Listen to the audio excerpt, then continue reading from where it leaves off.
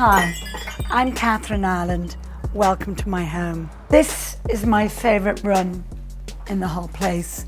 I bought the house for this two-story studio. Everything in this room feels very familiar to me. But again, it's a mishmash of different colors, different textures.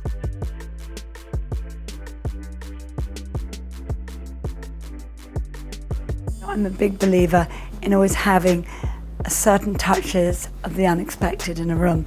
And I think this is more than unexpected.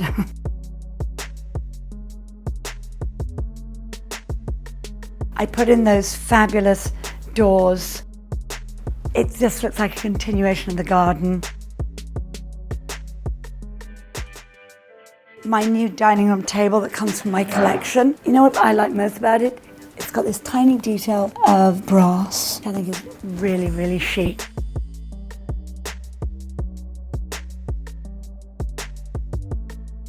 So an Aga is an iconic English cooker.